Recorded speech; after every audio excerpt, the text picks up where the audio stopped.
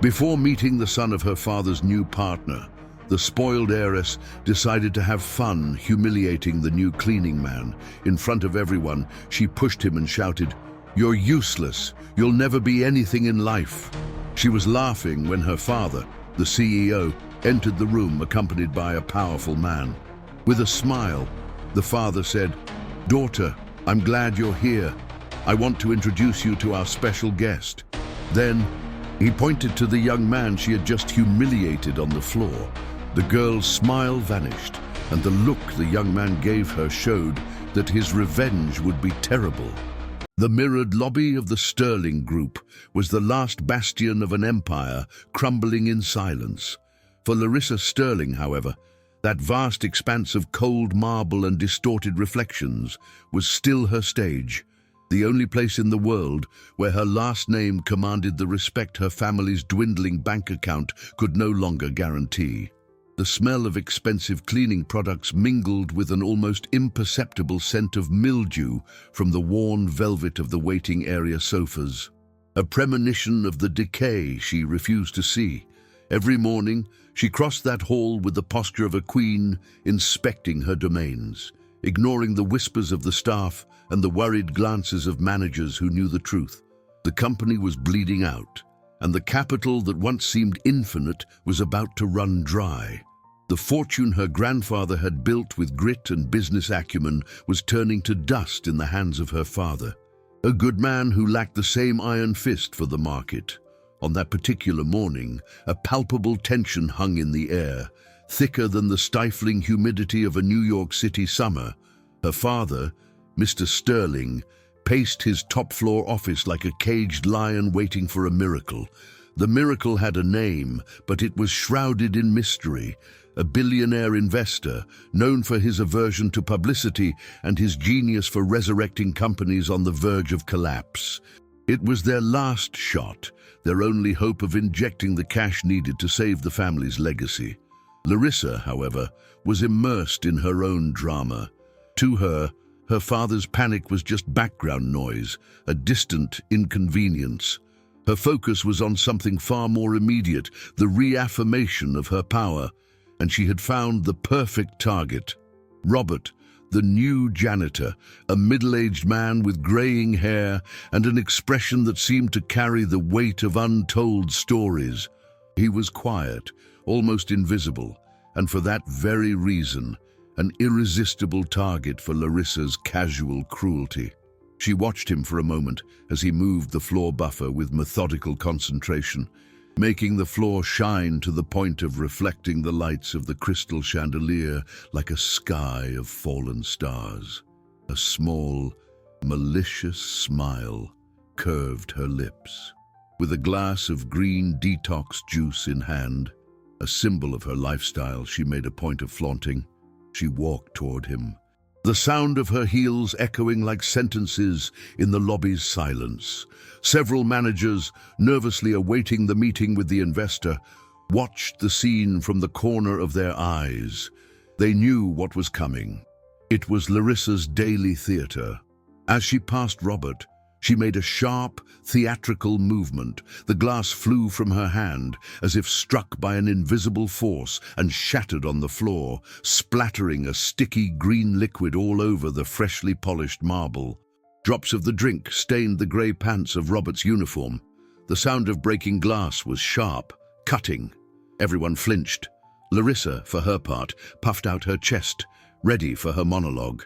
"You useless fool! Look what you did!" Her voice rang out, artificially loud, laden with rehearsed contempt. Robert cheesed without looking up, knelt to begin sweeping the glass shards into a dustpan. Larissa turned to her audience of managers, ensuring they were all paying attention. "I don't understand how my father hires these kinds of people who can't even watch where they're going. People like you disgust me," she continued, her voice dripping with venom.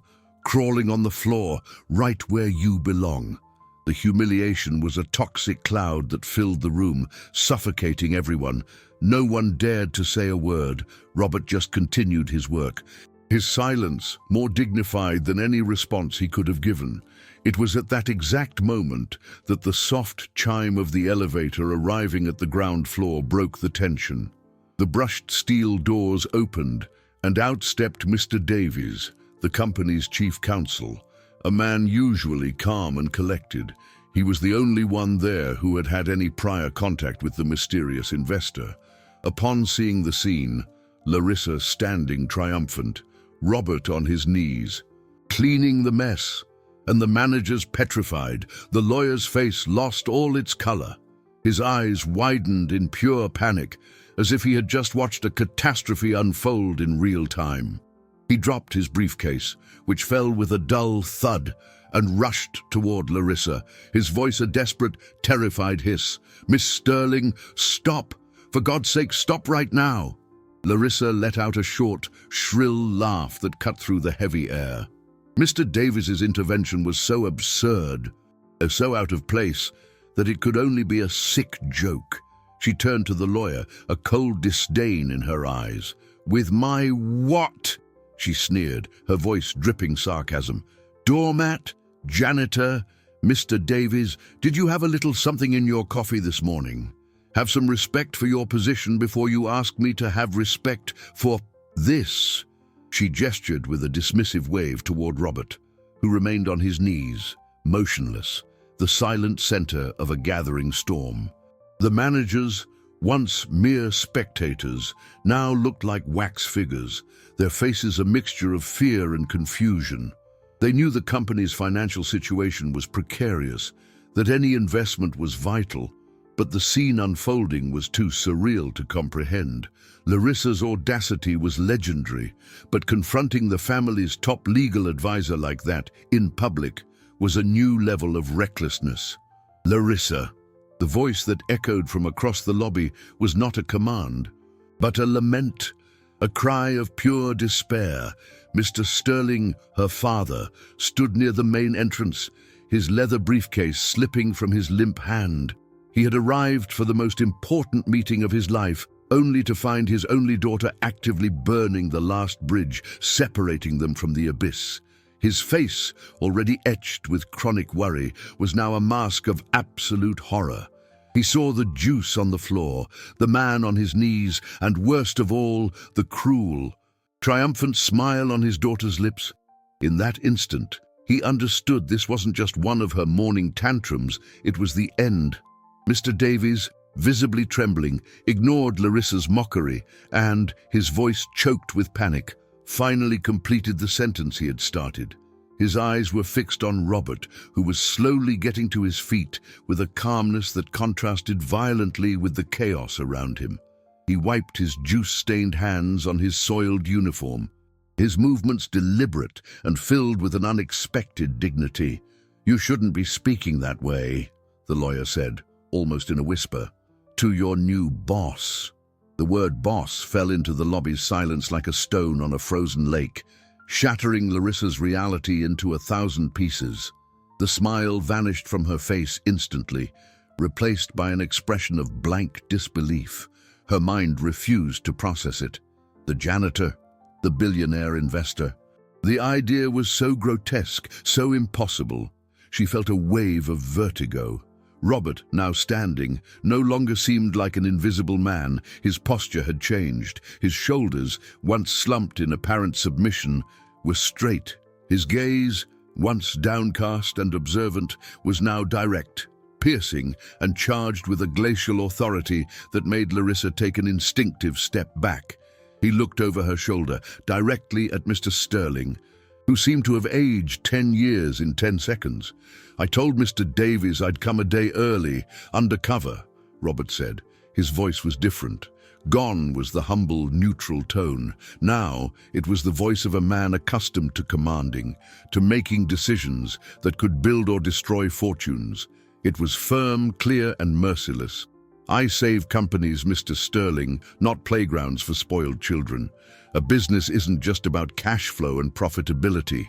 It's about people, about culture. I needed to see the culture your daughter would create when she takes over what's left of your legacy."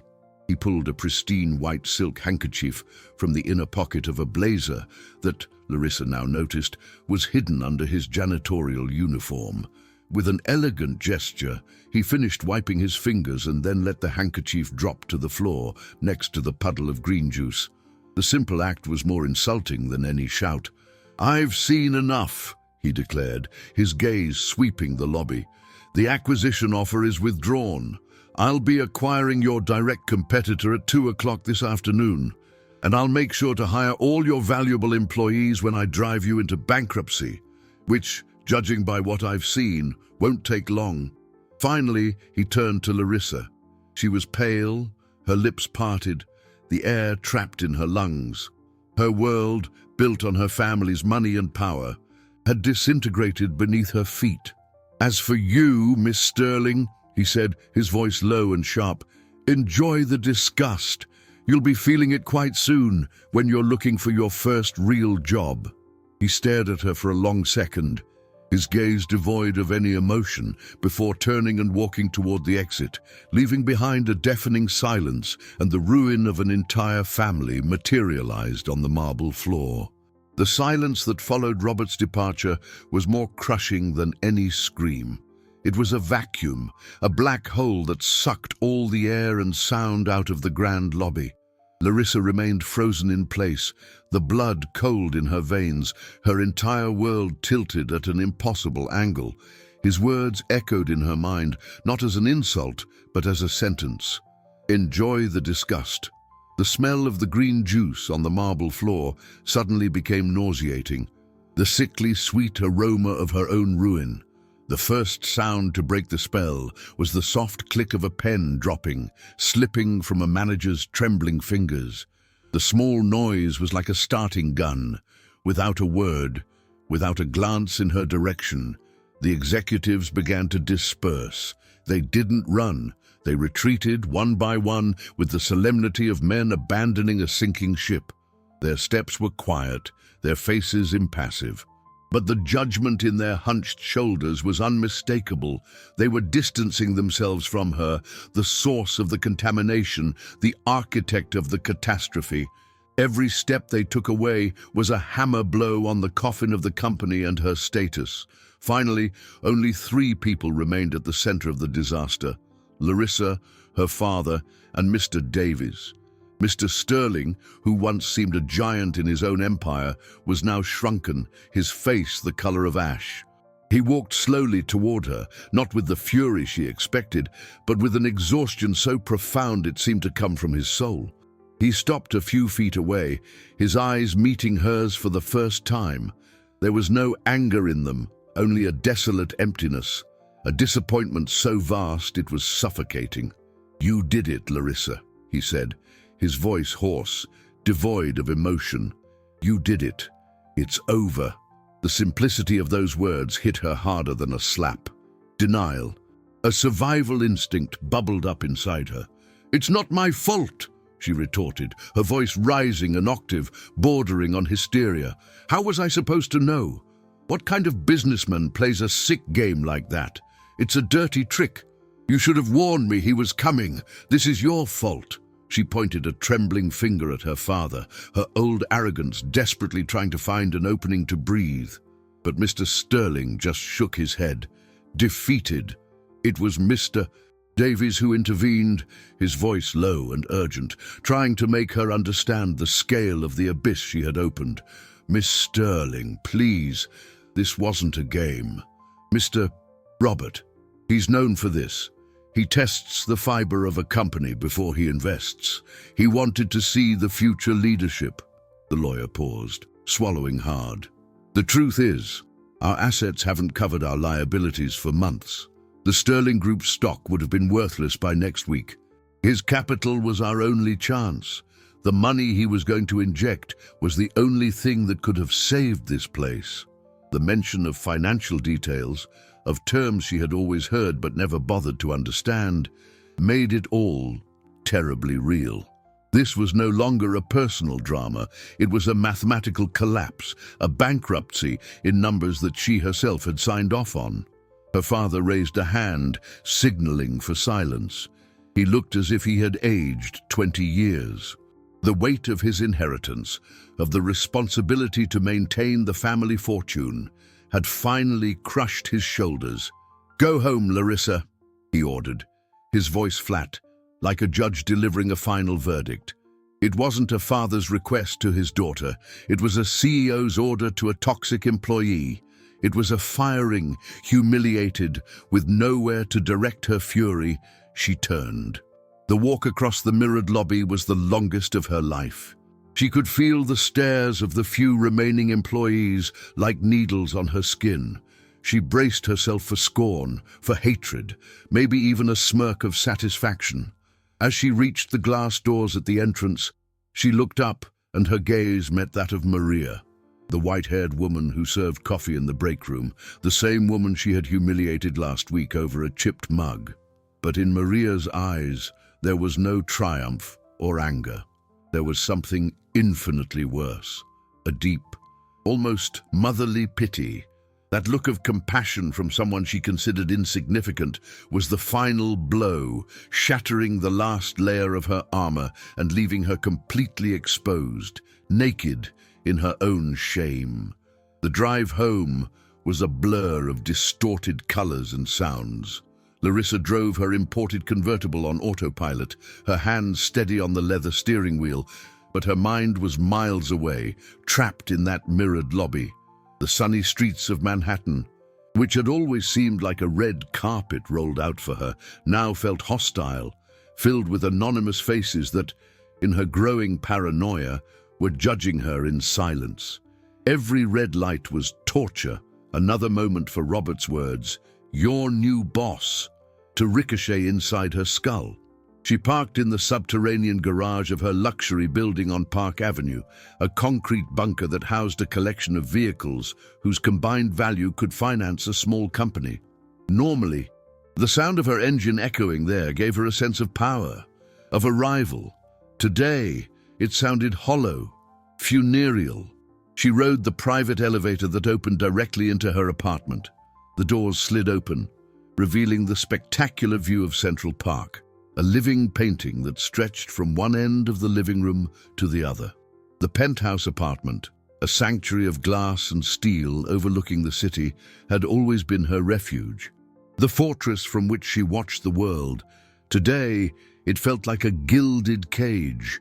The silence was absolute, broken only by the soft hum of the central air conditioning. She walked across the Italian marble floor, past works of art worth a fortune, chosen not by her taste, but by an expensive decorator. Everything here was a testament to the inheritance she had just incinerated, a world where money was like the air one breathed, abundant, invisible, and only noticed when it began to run out. She poured herself a glass of water from a designer Norwegian bottle, but her hands trembled so much that some of it spilled onto the quartz countertop.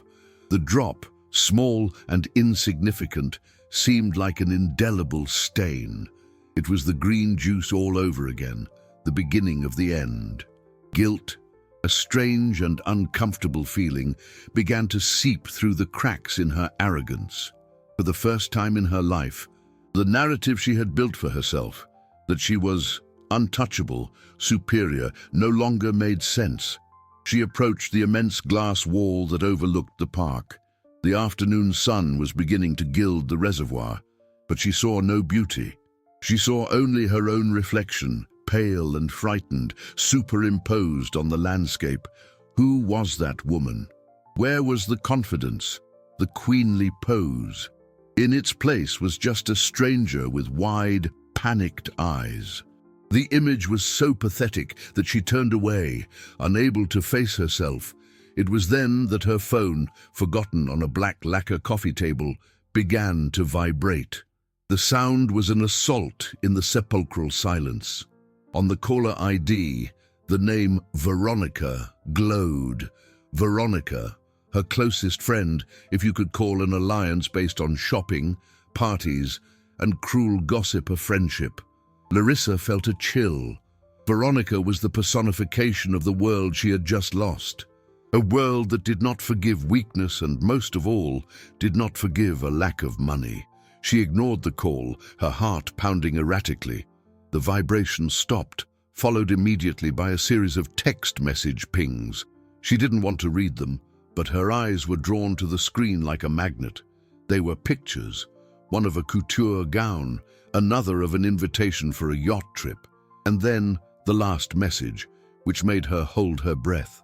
It was a photo of a stunning diamond necklace with a text below it.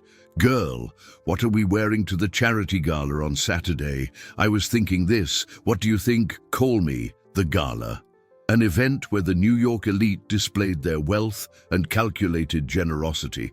An event she now had neither the status nor the means to attend.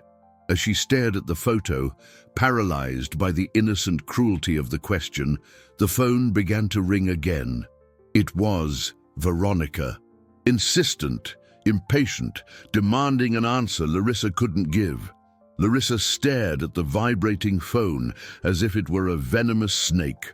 Veronica's insistence was a cruel reminder of the relentless pace of the world she inhabited, a world that didn't stop for anyone, especially not for those who had fallen from grace. With a swift motion, she silenced the device, tossing it onto the couch as if it burned her skin. The silence returned, but it was different now. Before, it was the silence of solitude. Now, it was the silence of isolation. The difference was subtle but profound. She wandered through the sumptuous apartment, each luxury object a ghost of a life that no longer belonged to her. The grand piano she never learned to play, the climate-controlled wine cellar filled with vintages whose value she didn't know, the library with leather-bound books that had never been opened. They were all props on a stage. And the play had come to an end.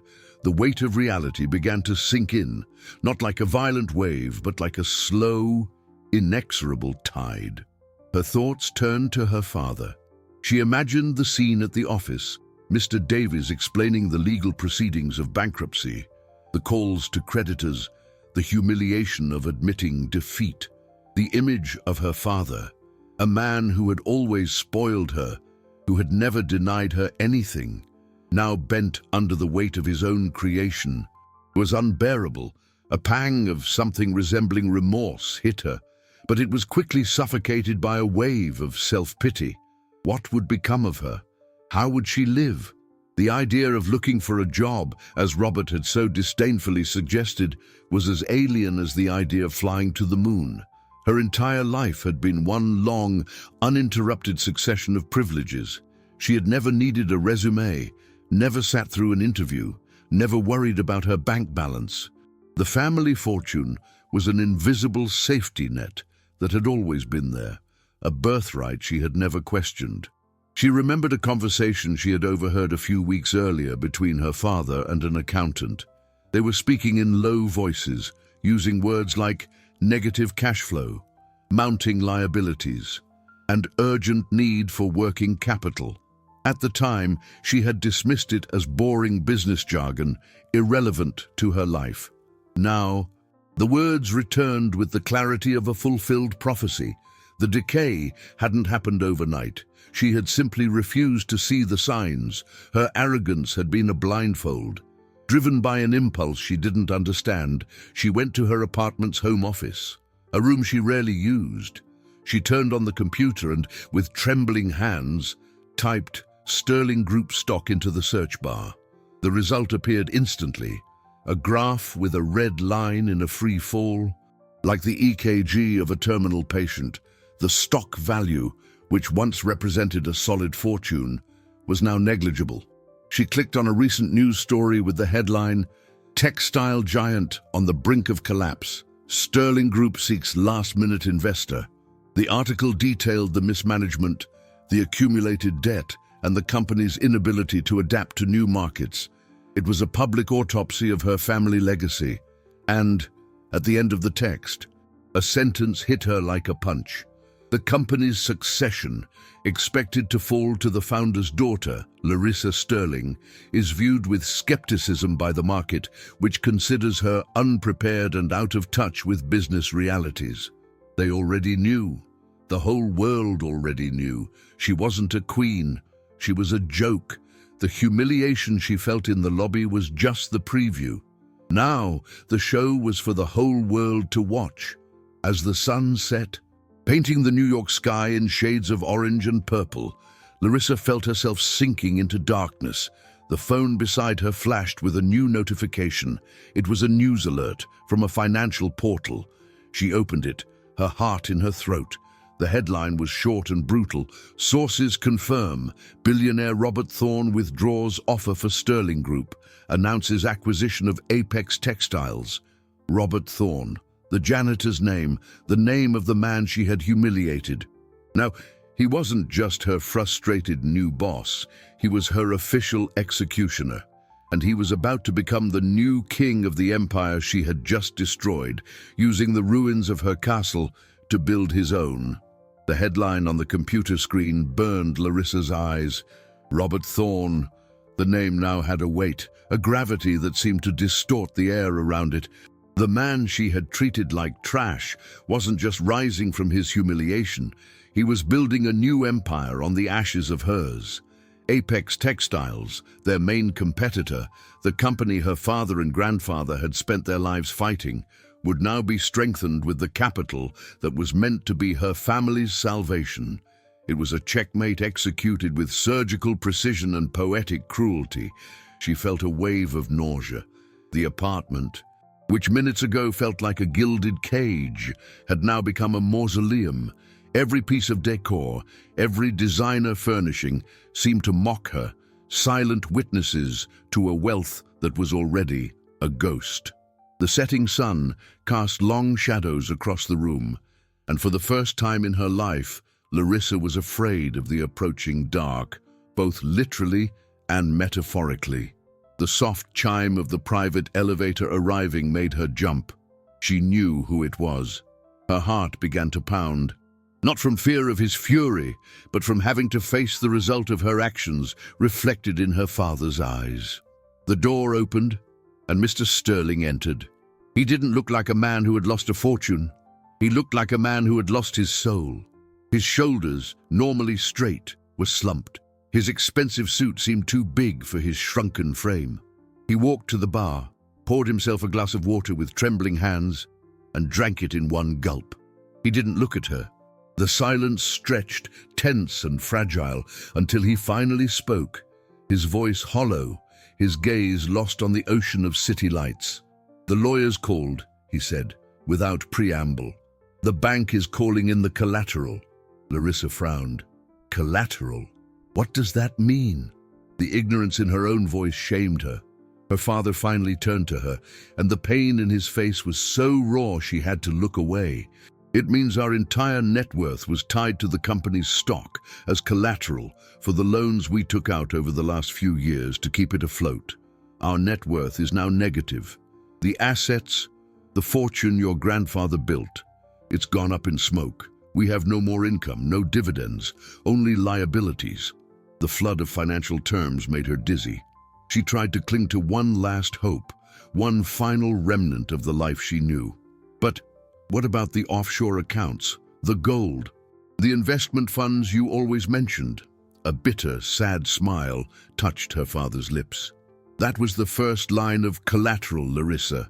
It's been gone for a long time. The fortune you saw around you was an illusion, a house of cards that your little stunt today blew away. There's no more money, no euros, no dollars. It's over." The finality in his voice was absolute. Larissa felt the floor disappear from under her. The world of glamour, of travel, of carefree luxury, it all dissolved in an instant. It was as if her whole life had been a dream, and she had just woken up to a nightmare. She looked around at the apartment that was the ultimate symbol of her status. "So, this view, this place, they've given us 24 hours, he said, his voice low, almost inaudible. A chill ran down Larissa's spine. 24 hours. For what? To find another investor. The naivete in her question seemed to break her father's last barrier of self-control. He walked toward her, his eyes now burning with a desperate intensity. There is no other investor. There is nothing left. It's 24 hours to vacate. The apartment, the house in the Hamptons, everything. The cars in the garage will be towed tomorrow morning. He reached into his pocket and pulled out a small set of keys, tossing them onto the glass coffee table. The sound of metal hitting glass was like a death knell. Pack a bag, Larissa, just the essentials, clothes, documents, nothing of value, because we no longer have anything of value. She looked at the keys, then at her father's devastated face, her mind spinning, unable to process the speed of her fall. A bag? To go where? Where are we going? Mr. Sterling took a deep breath, his gaze fixed on a point somewhere over her shoulder, as if shame prevented him from looking at her directly. Your Aunt Helen, in Queens. She was the only one who answered my call. She said we can stay in the back room for a while. Queens. The name sounded in her mind like a sentence of exile. Astoria, Queens, a neighborhood synonymous with suffocating heat, modest houses, and a life far from the spotlight and luxury she knew. Aunt Helen, a distant figure in her memories, a soft-spoken woman with a simple life, whom she visited only on rare, forced family occasions. The idea of living there, in a back room, was an insurmountable abyss for the Larissa she knew. It was the end of everything. She looked at her father, who now seemed like a stranger, a man broken by the life she herself had helped destroy. The anger, which for a moment had been replaced by shock, returned, but now it was a helpless anger directed at herself. Aunt Helen. You have to be kidding me, she exclaimed, her voice cracking. I can't go to Queens. I can't live in a cramped house, with no security, with regular people. Mr. Sterling closed his eyes for a moment, as if the pain were physical. Larissa, please. There is no other option. I have nowhere else to go. We have nothing left. Your aunt is the only person willing to take us in without judgment. We need to be grateful for that. We need to start over. The words "start over" sounded strange on his lips. How could someone who had always been at the top start from the bottom? What would she know how to do? What could she offer? The questions circled in her head like vultures over a carcass. She sank onto the Italian leather sofa, her body heavy, her limbs inert. The spectacular view of the park seemed to mock her, a constant reminder of the paradise she had lost. Her father, sensing her state of shock, sat in a distant armchair, the silence between them once again pregnant with resentment and despair. As the sun fully set, plunging the city into an orange twilight, a thought began to form in Larissa's mind, one she initially dismissed as absurd, but which, as the minutes passed, took on the shape of a dark possibility. Robert Thorne, the man who had humiliated her, who had stolen her family's future, who now commanded the rival company. He had said she would feel the disgust, and she was feeling it, but she also felt something else, something that surprised her. A twinge of perverse admiration for his audacity, for his cruel intelligence. He was the archetype of the man she had secretly learned to admire, though she would never admit it. The self-made man, the man who built his own fortune from scratch, the billionaire who had amassed a vast fortune investing in the stock market. He had so much money, he even kept some of it in crypto, in investments she couldn't even comprehend. A dangerous, irrational, but intensely appealing plan began to take shape in her mind. If she could no longer live in luxury, perhaps she could learn to live in its shadow. Perhaps if she could approach him again, not as the arrogant heiress, but as someone willing to learn, to really work. Perhaps there was a chance, a minimal, almost non-existent chance, but a chance nonetheless. It was a crazy idea, a deeper descent into the abyss, but the alternative, going to Queens, to Aunt Helen's house, to a life of anonymity and deprivation, was infinitely more terrifying. Her wounded pride and desperate need for control pushed her toward the unknown. She had to do something. She couldn't just accept the fate that had been imposed on her. She stood up abruptly, grabbing her phone from the sofa. The screen lit up, showing Veronica's name still flashing in her missed calls. She pressed the call button, her finger trembling. It was time to step down from the pedestal, to abandon the part she had been playing. She needed help, a contact, any door that could lead her out of this nightmare. The call connected, and Veronica's impatient voice came through. "Larissa, finally! Where are you? Did Mr. Sterling leave yet? What drama, huh? What happened?" "You won't believe what I just saw online." Larissa cut her friend off, her voice firm, surprisingly calm. "Veronica, I need your help. For real. Forget the gala. Forget the dresses. I need a job. A real job." A stunned silence hung on the other end of the line. "A job, Larissa? Are you okay? What kind of job?" "Any kind," Larissa replied, the decision solidifying in her soul. "I need to start at the bottom. And I think I know who I need to start with." She looked at her father, who was watching her with a confused expression. Mr. Sterling just shook his head slowly, a mixture of sadness and resignation in his eyes. The heiress of the Sterling Group, about to launch herself into the world without a dime to her name, without a clear plan, but with a newfound determination that both scared and propelled her. The next step would be the hardest, finding a way to get close to Robert Thorne, the man who had ruined her, and asking him for something she never imagined she would ask for: a chance. The apartment door closed behind Mr. Sterling, who left in search of his new, humble refuge. Larissa remained standing there, the city view stretching before her. The weight of her decision hit her, but it didn't knock her down. She knew the path would be arduous, filled with unimagined humiliations and challenges.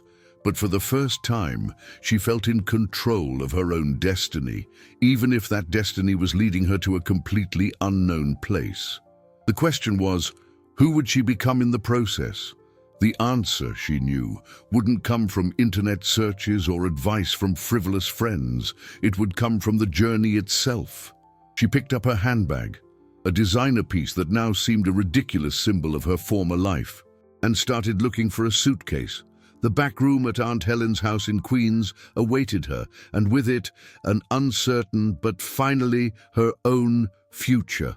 The cab ride from Park Avenue to Queens was a journey to another country, one she'd never had the curiosity to visit. With every mile, the scenery transformed. Luxury buildings with their glass balconies gave way to colorful townhouses and lower apartment buildings with laundry drying in the windows. The car's air conditioning struggled to keep the heat out, but the landscape coming through the glass was a hot breath of reality.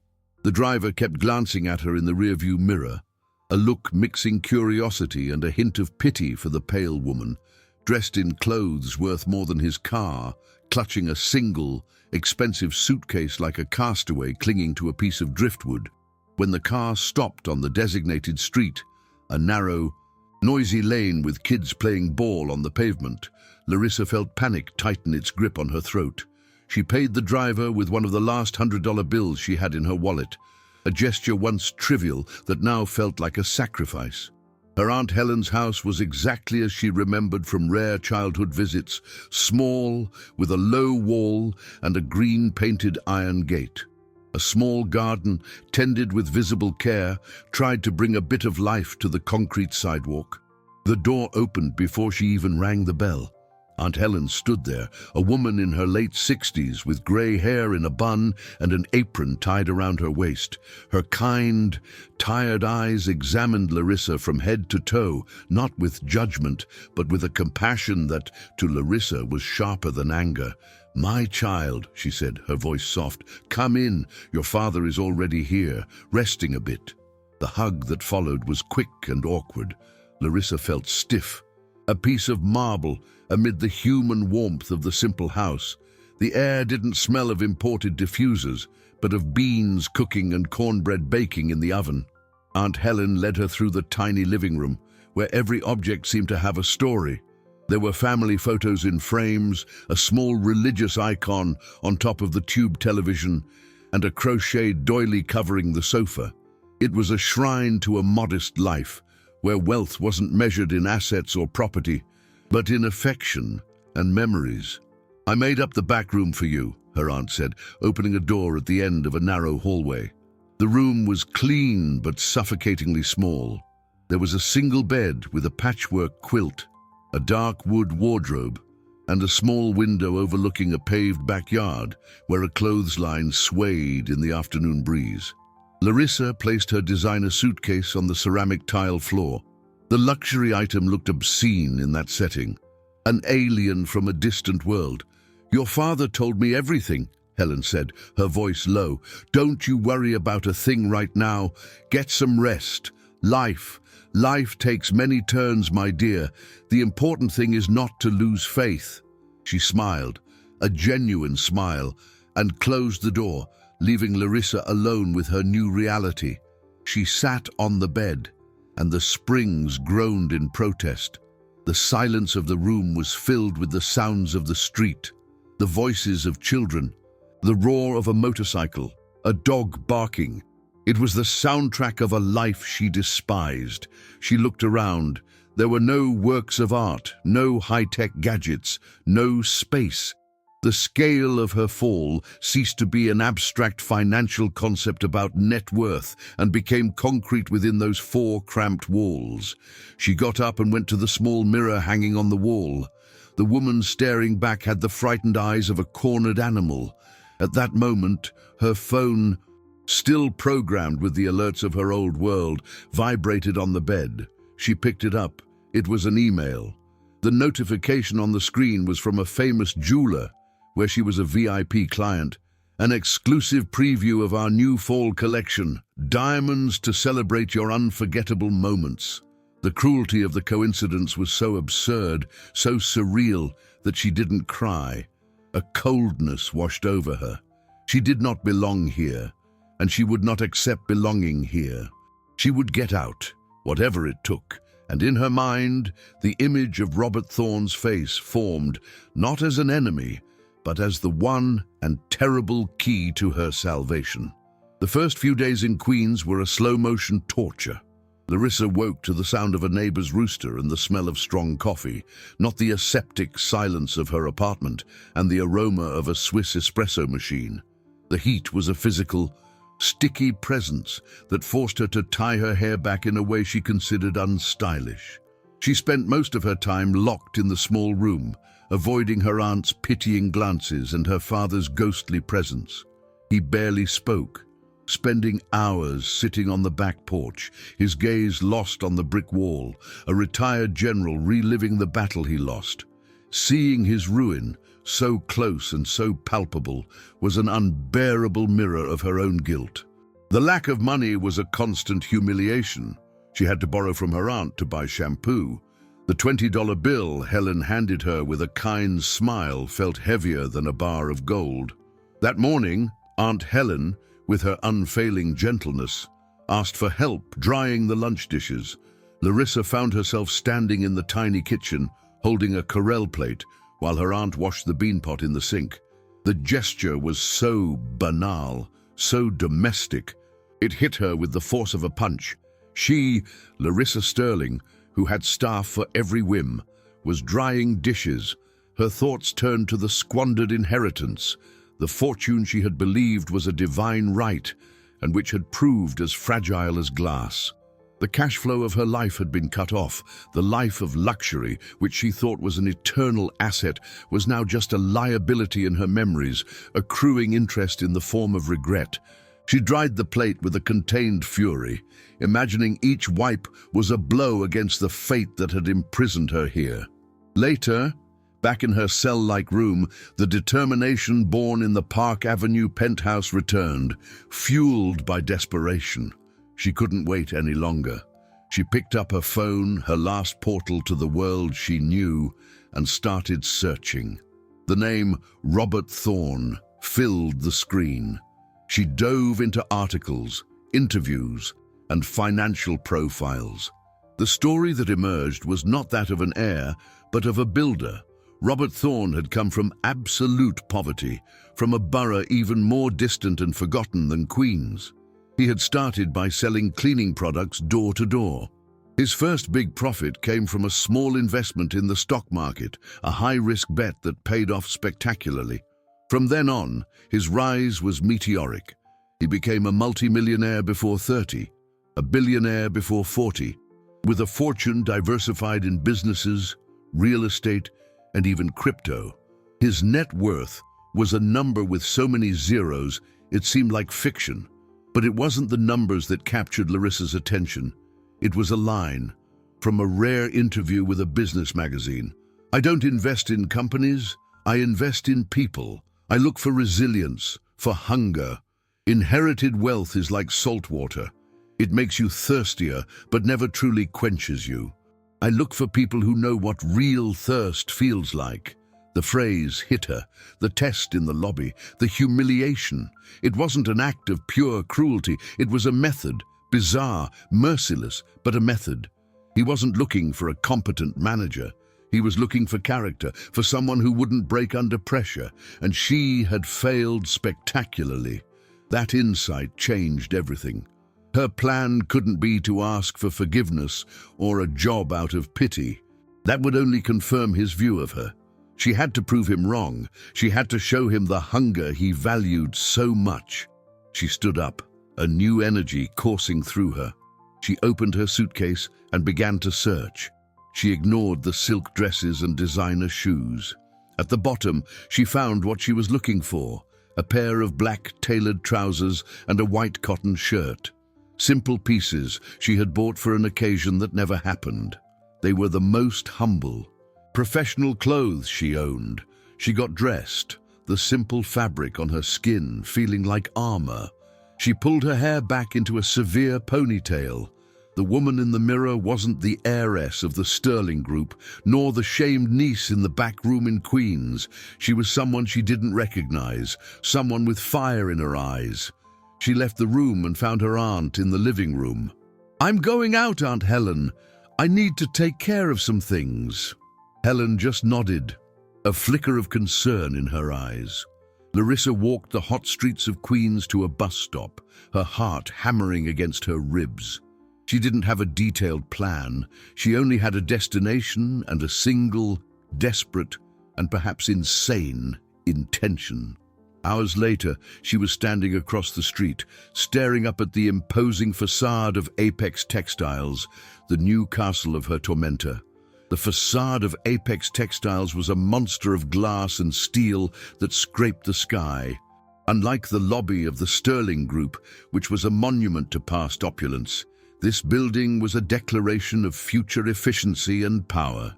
There was no ostentatious marble or crystal chandeliers, only clean lines, functional architecture, and the ceaseless movement of people who seemed to know exactly where they were going.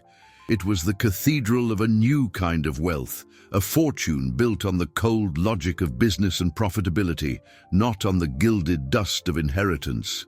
Larissa stood on the opposite sidewalk for what felt like an eternity, the city's noise fading to a distant hum. Every passing car, every person rushing through those revolving doors, was a reminder that the world kept spinning, indifferent to her personal collapse. The thought of crossing that street and entering that building was the most terrifying act of her life. It was to admit, definitively, that she was no longer the queen, but a supplicant. Taking a deep breath, she closed her eyes for a second, the image of Aunt Helen's gentle smile flashing in her mind. It was this, or stagnation. She chose fear. She crossed the street, her heart beating a funereal march against her ribs. The lobby was even more intimidating from the inside. A digital ticker displayed the company's stock price, the green numbers climbing in real time, a vibrant testament to Robert's success. The air was cold, conditioned, and smelled of coffee and ambition. She approached the reception desk, a long slab of polished white acrylic. The receptionist, a young woman with an impeccable appearance and a headset, looked up, a professional smile on her face. Good morning. How can I help you? Her voice was neutral, efficient. Good morning, Larissa replied, surprised by the firmness of her own voice. I'd like to speak with Mr. Robert Thorne. The receptionist blinked, the professional smile faltering for a fraction of a second. Do you have an appointment? No, I don't. The answer seemed to hang in the air. The young woman typed something into her computer, her brow furrowed. And your name, please. The question she dreaded most. To say her name here was like undressing in public. Larissa. Sterling. The receptionist's eyes shot up from the monitor, and this time the recognition was undeniable. It wasn't admiration, but a cold, almost clinical curiosity, like a biologist observing a rare specimen. For an instant, Larissa saw in her eyes the reflection of all the gossip that had surely circulated. The failed heiress, the woman who humiliated the boss. The young woman quickly composed herself. One moment, please, she spoke quietly into her headset, then looked back at Larissa. Mr. Thorne is in meetings, and his schedule is full for the rest of the day. I'm sorry. It was the answer she expected. The barrier she knew she would face. The old Larissa would have made a scene, demanded, threatened. But the old Larissa was dead, buried under the rubble of her own pride. The new Larissa, forged in the heat of queens and desperation, took a deep breath. That's fine, she said, her voice calm. I'll wait. The receptionist looked confused. Ma'am, as I said, he has no availability. I understand, Larissa interrupted, but without aggression. I will wait here. She turned and walked to one of the black leather sofas that dotted the lobby. She sat down, her posture erect, her hands folded in her lap, and fixed her gaze on the stock ticker across the hall. The hours began to drag. The lunch rush came and went. Employees passed by, some casting curious glances her way. She felt the whispers, the heads leaning in to murmur. Each glance was a small knife in her skin, but she didn't move. The humiliation was the price of admission. Late afternoon arrived, and the lobby began to empty. The sunlight, once harsh, was now a weak, golden glow filtering through the glass walls. The energy and adrenaline that had sustained her throughout the day gave way to a deep exhaustion and a gnawing doubt. Maybe this was all for nothing. Maybe she was just a fool, sitting here, waiting for a man who was probably amused by her pathetic display of persistence. The evening shift receptionist was already looking at her with a mixture of pity and irritation. She was about to get up, to admit defeat and return to the back room, when the distinct chime of the private elevator echoed through the silent lobby. The brushed steel doors opened. Robert Thorne emerged, talking with two other men. He looked tired but energized. His voice, which she remembered as icy and sharp, was now that of a leader. He laughed at something one of the men said, and in that moment his gaze casually swept the lobby. And then it stopped. His eyes met hers. Across the vast, polished space, time froze. The billionaire and the bankrupt heiress stared at each other, and the silence that fell between them was heavier than all the gold in the world. The silence in the lobby was a living thing, heavy and vibrant. The two executives with Robert Thorne stopped, their business smiles frozen on their faces, their eyes darting between the impassive billionaire and the pale woman on the sofa. They didn't recognize her at first, but they sensed the abrupt shift in the atmosphere, the drop in temperature that precedes a storm. Robert gave an almost imperceptible nod, a silent dismissal. "We'll talk tomorrow," he said to the men, his voice controlled, offering no explanation. They nodded, cast one last curious glance at Larissa, and retreated hastily, leaving the two of them alone in the vast space, like two duelists in a modern arena. Slowly, deliberately, Robert walked toward her. Each step on the polished floor echoed like a gavel strike. He stopped a few feet away, not getting too close, maintaining a distance of power. His face was a neutral mask, impossible to read. "Miss Sterling," he said, his voice low, without inflection. "What brings you here?" Larissa stood up, her legs trembling slightly, but she forced them to be steady. Facing him on her feet was essential. She couldn't appear small or cowed. "I came to pay my debt," she answered, the words coming out clearer and stronger than she'd expected. The phrase caught him off guard. A muscle in his jaw twitched, the only fissure in his indifferent facade. He raised an eyebrow. "Debt? As I recall, your father is already handling all the company's liabilities." He used the word with surgical precision, a subtle reminder that he controlled the language of power, of money. "The debt isn't about money," she continued, holding his gaze, though every fiber of her being screamed at her to look at the floor. "It's about the lesson. You held up a mirror, and I didn't like what I saw. I've lived my whole life believing my last name was an asset. But it was just an inheritance I did nothing to deserve." She paused, gathering the courage for the hardest part. "I don't want a job out of pity. I didn't come here to ask for anything. I came to offer. I want a chance to prove that the woman you saw in that lobby isn't the only version of me. Give me the worst job in this company, the one nobody wants, no salary, no benefits. Consider it the interest payment on that lesson. I just need an opportunity to work." The silence that followed was even more intense. Robert studied her, his dark, penetrating eyes seeming to see right through her, assessing not her words but the truth behind them. He, a man who built a fortune from nothing, was an expert at spotting weakness and, more rarely, hidden strength.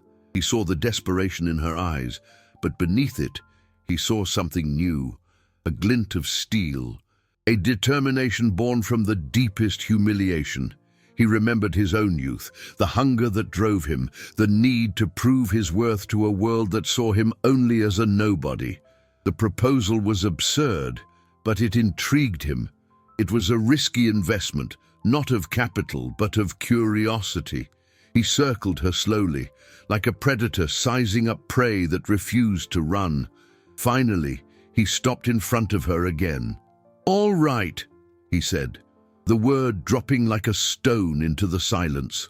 Hope leaped in Larissa's chest, but he wasn't finished. "The dead archives in the third sub-basement. No one's been down there in years. It's a paper cemetery, a mess of old Apex documents from before my acquisition, dust and, well, you'll see. I want you to organize it by category, date, and relevance. If you can find a single document that proves useful to my current business, one forgotten asset amid that chaos, I might consider your debt paid." He turned to the security guard watching from a distance. "Get her a temporary access badge, sub-basement only. She starts tomorrow, 6 a.m. Without another glance, without a handshake, without a word of encouragement, he turned and walked to the private elevator, the doors closing behind him, leaving Larissa alone in the darkening lobby with the weight of an impossible task and the key to the lowest level of her new hell. The third sub-basement wasn't an archive, it was a tomb. The air was heavy, thick with the smell of mildew and decomposing time. A single bare bulb, hanging from a dusty wire, cast a weak, yellow light over mountains of cardboard boxes stacked to the ceiling, creating labyrinthine corridors of forgotten paper.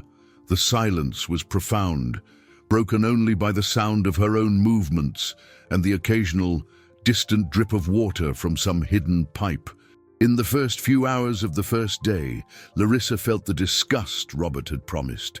Dust infiltrated her lungs, sweat glued her white shirt to her back, and grime collected under her once impeccably manicured nails. She wanted to run, to cry, to scream that this was too great a humiliation, but the image of Aunt Helen's pitying gaze and her father's devastated face kept her there. The humiliation of failure would be infinitely worse than the dirt on her hands. The weeks blurred into a grey routine. She arrived before sunrise and left long after the last employee had gone home. Her body ached, but her mind, to her surprise, began to awaken. Opening those boxes was like performing an autopsy on the past. She read about failed financial applications, unpaid dividends, expansion plans that became mere footnotes in a story of failure. She saw the anatomy of a business, the skeleton of contracts, the muscle of cash flow, the soul of annual reports. These were lessons no business school could teach. She learned to distinguish an asset from a liability not as abstract concepts, but as the stories of success and ruin of real people. She began to understand fortune not as a right, but as a living organism that needed to be fed with work and vision to keep from dying of neglect. One night, exhausted and covered in dust, when fatigue was pushing her to give up, her hand touched something different in the bottom of a rusted metal box. It wasn't a standard binder. It was a thick leather folio, dried out by time, with no label. Curiosity overcame her exhaustion. She placed it on the room's only wooden table and opened it carefully. The contents surprised her. They weren't financial reports or supplier contracts. They were old topographical maps, environmental permits from the 1970s, and the deed to a plot of land in an area of the city that at the time, was a worthless swamp, but was now some of the most expensive real estate in New York. It looked like an abandoned project, an investment that never materialized. She leafed through the papers, feeling the fragile texture of the past in her fingers. Why keep this? What relevance could it have for a billionaire like Robert, focused on tech and global markets? She was about to put it all back, classifying it as irrelevant junk, when one last, thinner, yellowed envelope fell from inside the folio. Inside was a single sheet of letterhead, not from Apex Textiles, but from the Sterling Group. It was a letter, handwritten and signed by her grandfather, addressed to the founder of the original Apex Textiles. She began to read, her heart accelerating. The letter spoke of a partnership, of a joint dream to build something new on that land. And then, in the final paragraph, the revelation. The project was abandoned due to an economic crisis, but the partnership was never formally dissolved. The land, purchased with capital from both companies, was never sold. It was forgotten, and according to the final clause of a gentleman's agreement signed by her grandfather, half of that forgotten property, an asset now worth an incalculable fortune, still belonged, by right, to the Sterling Group. With the leather folio under her arm, Larissa stepped out of the service elevator and walked through the now familiar lobby, feeling like a completely different person from the woman who had entered weeks ago. The dust on her clothes and the weariness in her bones were medals of honor. She didn't ask to see Robert. She went straight to the reception desk.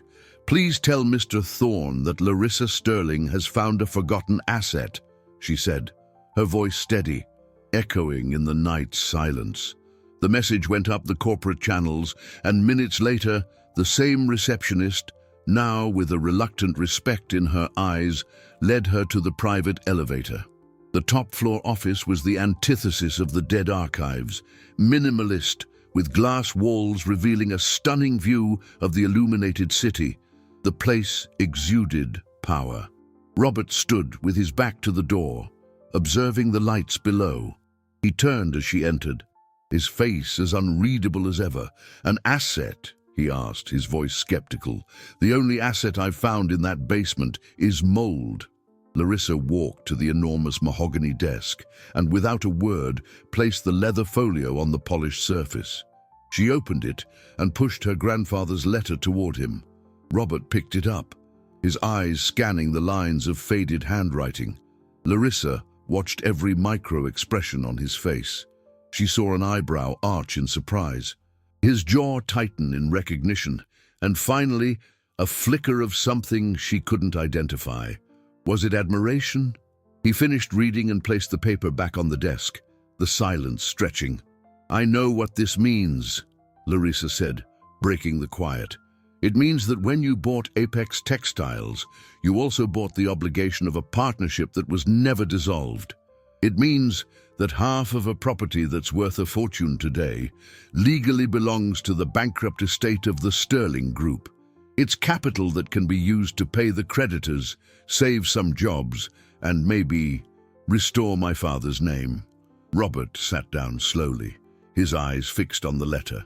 He, the business genius, the man who built his wealth on information and precise analysis, had missed a detail buried in history. He had bought a business with a hidden liability that was, ironically, an asset for his former enemy. "You could have hidden this," he said, more to himself than to her.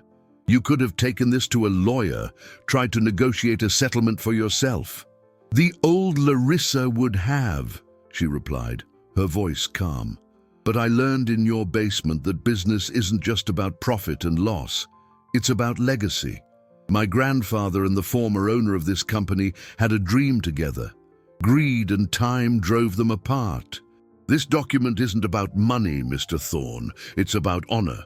The word honor seemed to resonate in the glass-walled room. Robert was silent for a long time, his gaze lost on the city outside. He thought of his own journey, of the hunger that had guided him, of the desire to build something that would last.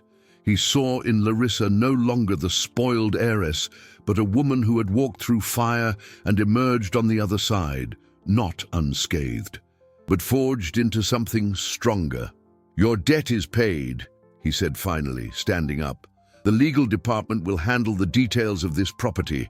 The Sterling Group's share will be properly allocated." He paused, walking over to her. "But now I have a problem. The lowest position in my company, that of archivist, has just been eliminated as the job is complete, and I hate having loose ends in my organization." He extended his hand. "Larissa Sterling, would you accept a position as a junior analyst in my new ventures department? The pay is low, the work is hard, and I will be the most demanding boss you have ever had." Larissa looked at his outstretched hand, the same hand that, weeks earlier, had dropped a silk handkerchief on the dirty floor at her feet. She saw her father's trembling hand as he gave her the keys to her aunt's house. She saw her own hands, dirty with dust and calloused, holding the key to a future she had built herself. A smile, her first genuine smile in a long time, touched her lips. She shook his hand, her grip firm as an equal. "I accept, Mr. Thorne, on one condition." He raised an eyebrow, intrigued. "Call me Robert." 6 months later, the sound of the alarm clock before 5 a.m. was no longer torture for Larissa, but the starting bell for a life she was building with her own 2 hands. The bus ride from Queens to downtown Manhattan had become a ritual. Sitting by the window, she no longer viewed the landscape with contempt, but with a new kind of familiarity. She watched the city awaken, the bakeries opening, people rushing to their jobs, and she felt a part of that pulse, that human cash flow that moved the real world. In her bag, there were no longer invitations to exclusive parties, but market reports and a notebook with ideas for new ventures.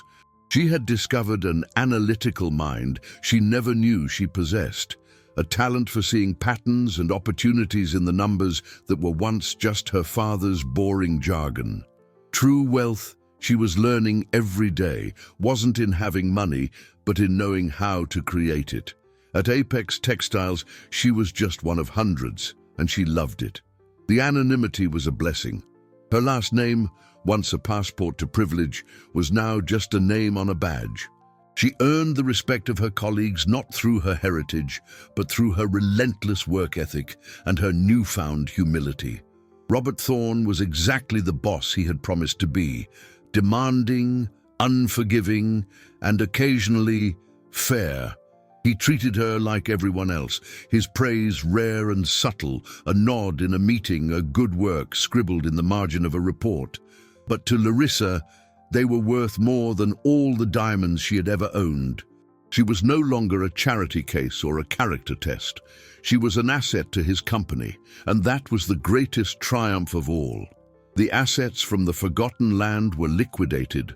The capital, a considerable fortune, was used by her father not to rebuild a ghost empire, but for something far nobler. He paid every cent owed to the creditors, to the last supplier, to the last severance package.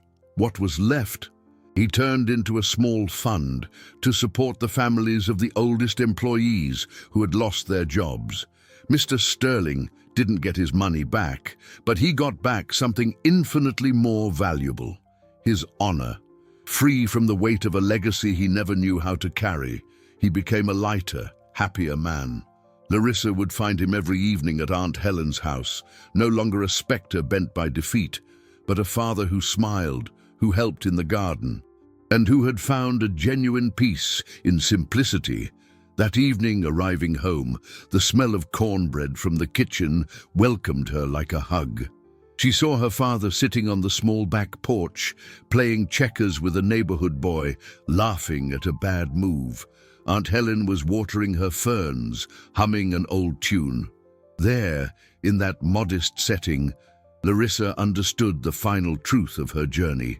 Her family's fortune wasn't in the stocks, the real estate, or the Swiss accounts. The true inheritance, the treasure her grandfather had left and she had almost destroyed, was resilience, the ability to rise from the dust. She looked at her own hands, which now knew what hard work felt like, and felt a pride that no expensive jewelry had ever given her. The mirrored lobby of the Sterling Group was a distant memory, the reflection of a woman who no longer existed. She didn't need mirrors anymore to know who she was. She was Larissa, and for the first time in her life, that was enough.